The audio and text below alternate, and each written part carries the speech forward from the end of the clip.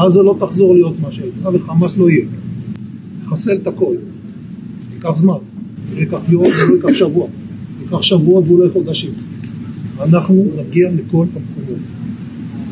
לא יהיה מצב שאת האחים שלנו, את הילדים שלנו, את ההורים שלנו ירצחו אותנו. כאילו אנחנו נמצאים במצב שאין מדינה, ואנחנו לא נגיע. אז אנחנו מבינים שחמאס רצה לשנות את המצב.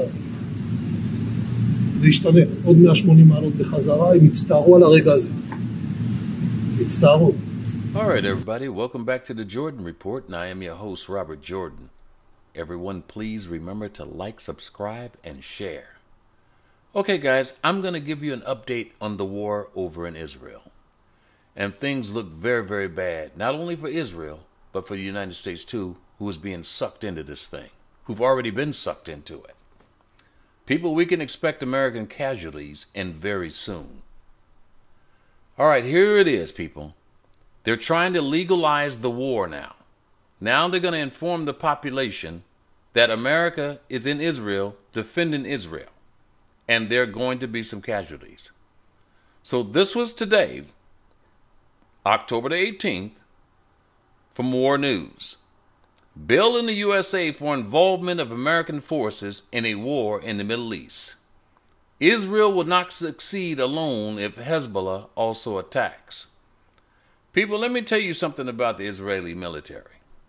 There's a lot of things they got really good skills at, but fighting on the ground is not one of them. And so they usually relied on technology, their missiles, their aircraft, their intelligence, and things like that. But that's not what this war is. This is a ground war. See, they've walked into a trap, and now they figured that out. And they can't get out of this trap without the United States. And this is what this is about. The U.S. House of Representatives hastily passed a bill to send and involve U.S. forces in a war in the Middle East. U.S. forces will fight alongside Israel should the military conflict with Hamas escalate into a larger war with Hezbollah or even Iran. According to American sources, Israel will need help and ground military reinforcements in case Hezbollah and other Shiite forces of the Axis of Resistance open other fronts. The situation for Israel will be very difficult. Okay, that's the real situation. Regardless of what the Israelis are saying on the news, how they're pounding Gaza and they're ready for to invade Gaza and all that, that's not true.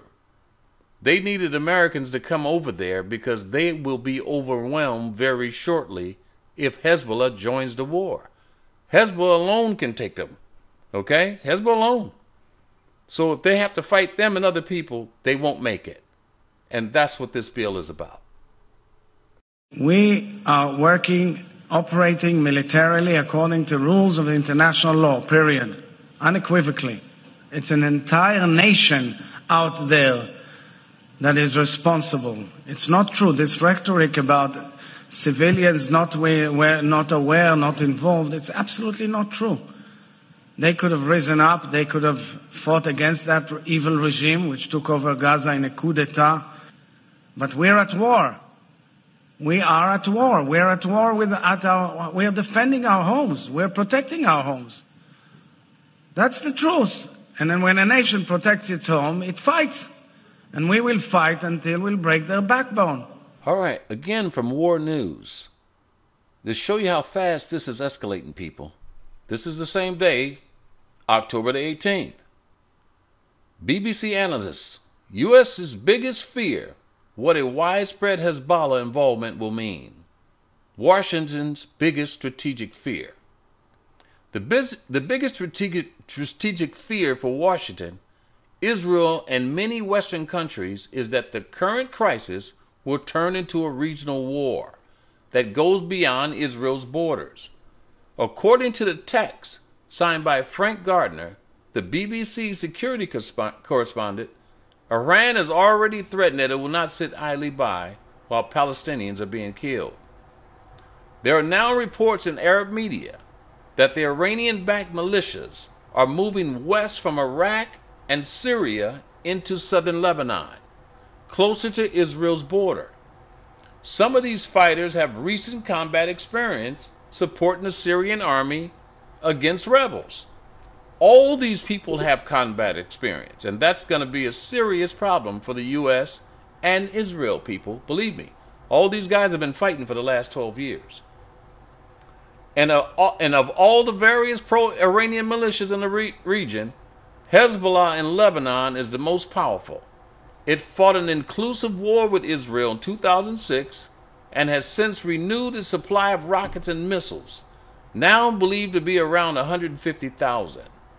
Some of them are long-range and accurate enough to level entire ministries in Jerusalem and Tel Aviv if they manage to neutralize Israel's air defenses. So these people got a really good punch, okay? Israel could be demolished, okay? To prevent Hezbollah and Iran from joining Hamas's war against Israel, the U.S. has deployed 2 entire aircraft carrier strike forces offshore in the eastern Mediterranean. The U.S. is risking a lot here, people. They're risking a lot. They're risking these aircraft carriers, and you'll see that in 1 second.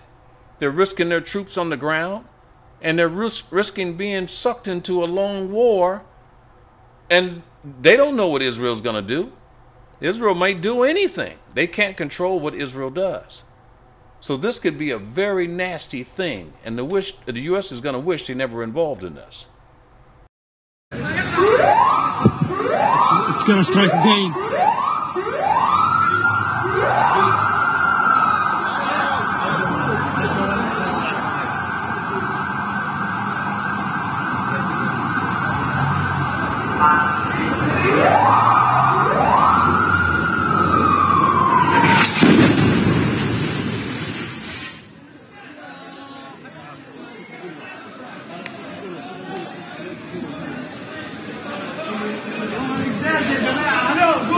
قوم من هاد يا عم الجدال.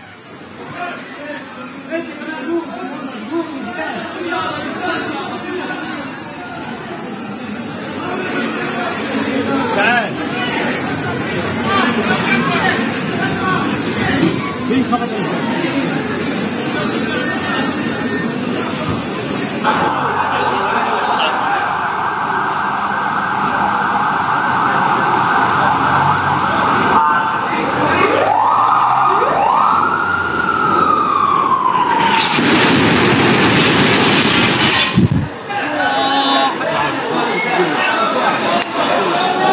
Guys, let me close this report out by saying this.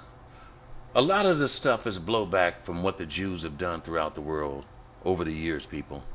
These people have acquired a lot of enemies, okay, especially in the Middle East. In fact, a lot of these jihadis that are coming to their border now was once fighting for Israel when they were fighting Syria. They actually sponsored a lot of these same groups, okay, when they were fighting Iraq and all the rest of that stuff. These people were supported by Israel. So this stuff is just coming home. Now, Putin owes them for the Ukraine. The Ukraine was a Jew war. And the Ukrainian nation was controlled by Jewish oligarchs. And that's what this was all over. Okay? So I knew Putin would stick his head in this because it was just the opportune time to do it. But anyway, Putin gives the U.S. a tap on the shoulder over Middle East aircraft carriers. President Vladimir Putin today gave the United States a quiet tap on the shoulder with respect to America placing 2 aircraft carriers in the Mediterranean Sea. Russia's Kinzhal hypersonic missiles can reach them. People, Iran has cruise missiles as well as Hezbollah. So those aircraft carriers are going to be some very big targets, okay? Being very clear to say in advance that what he was about to reveal is not a threat. Putin reminded the world that Russia's aerospace forces, specifically the MiG-31 aircraft, on routine patrol in neutral airspace of the Black Sea, are armed with Kinzhal hypersonic missiles. Those missiles, he said, have a known range of 1,000 kilometers and travel at Mach 9 speed. Thus, they can reach those U.S. aircraft carriers. Okay? So that's where this is going, people. This can get very, very nasty. And as I said earlier, the U.S. is going to wish they had never got in the Middle East, but they're slaves to Israel. So when you're ordered into battle by your master, this is what you must do. Они взяли, затащили две авиационные группировки в Средиземное море. Хочу сказать, это не угроза, то, что я сейчас скажу и о чем вас проинформирую, но по моему поручению военно-воздушные силы, военно-космические силы России начинают на постоянной основе патрулирование в нейтральной зоне воздушного пространства над Черным морем. И наши самолеты МиГ-31 вооружены комплексами «Кинжал». Они, как известно, имеют дальность свыше 1000 километров со скоростью 9 махов.